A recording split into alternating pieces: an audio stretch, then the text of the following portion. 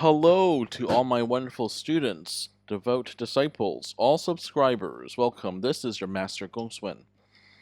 Today we'll discuss something quite special. We're going to talk about the 5 arts derived from Taoism. Now, Feng Shui or Feng Shui in Mandarin, this is only one out of the 5 arts. And I couldn't find a picture of all 5, so I thought I would at least show you one of them. Now, because of the long ancient history of Taoism, there's been a lot of time for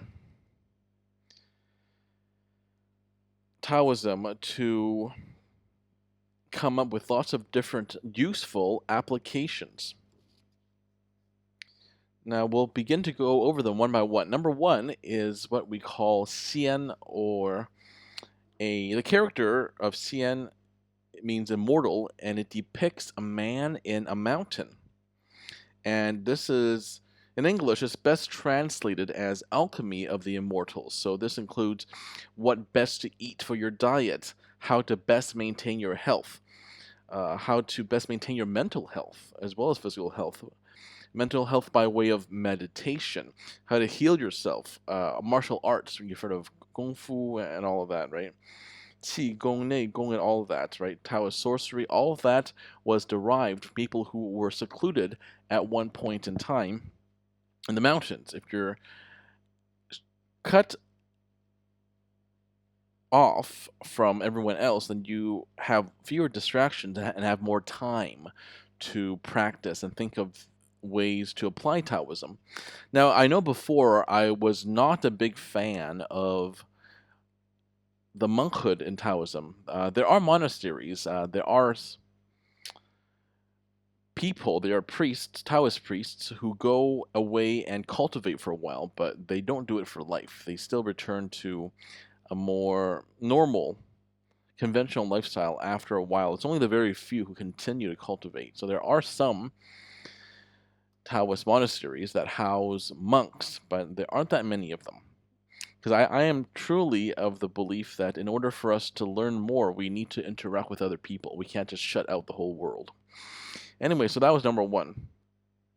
Number 2 is medicine. So you might have heard of acupuncture, acupressure, soul healing called 灵智, traditional Chinese medicine, 中医, right? About all the different meridians and all that. That is number 2. Number 3 is something that I study a lot. I love this. It's called Ming, known as, translated as life or destiny analysis. So that's where you have your Bazi, 4处, the 8 characters and the 4 pillars. You have your 紫微斗数, the purple star astrology, right? That has to do with analyzing your life. Oh, by the way, number 2 is called Yi meaning medicine, right? Number 1 is Xian, meaning immortal.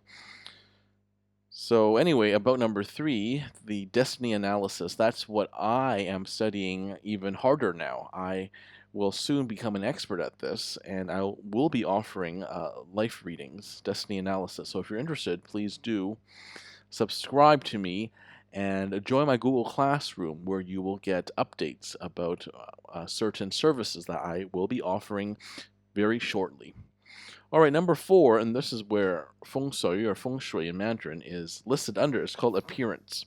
So it has to do with, for example, you might have heard of physiognomy, which is pronounced xiang in Mandarin. Xiang actually means your face.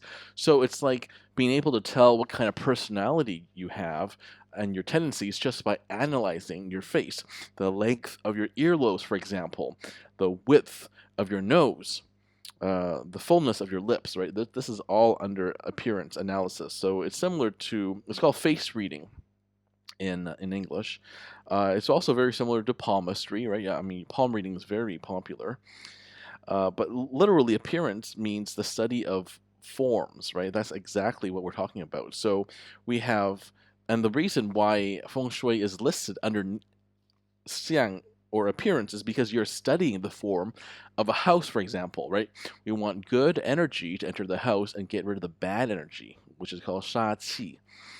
And Feng Shui literally means wind, water. So wind is yang as it carries the energy, and Shui is water, and water is yin, right? As it disperses the energy. So a lot of people have heard of Feng Shui to analyze how well positioned your house is in order to be conducive to good qi flowing through, which of course is also supposed to, if you have good qi, then this means that you will be more fortunate, have better luck, have success in life, success in business, and all of that. A lot of people have heard of that, and that's for the living. We call it yang zai, right? Yang as in the living. Yin zai is actually feng shui for the dead. So how a person is buried, where their gravestone is facing, the direction their gravestone is facing, where they're buried, how they're buried, if they're buried next to trees or too many trees or no trees, right? This all has an effect on the yin people, meaning the dead, and we in Taoism believe in something called Cheng Fu, which means that how it literally means inherited burden, and it means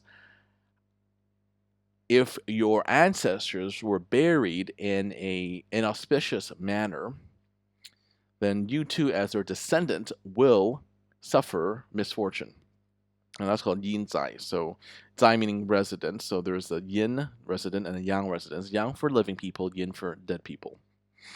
And the last one is something that I also am learning. Number 5 is called zanpu, known as divination, and has to do with analyzing the. You may have heard the Yi Jing, right? Yi Jing. It's called Yi Jing in Mandarin. There's also Qimen Dunjia, which is the escaping the, it literally means escaping the mysterious door. And that is a whole other study on in and of itself. And it's something that I don't know as well as I should. I learned it before, but I'm reviewing it to make myself better at it.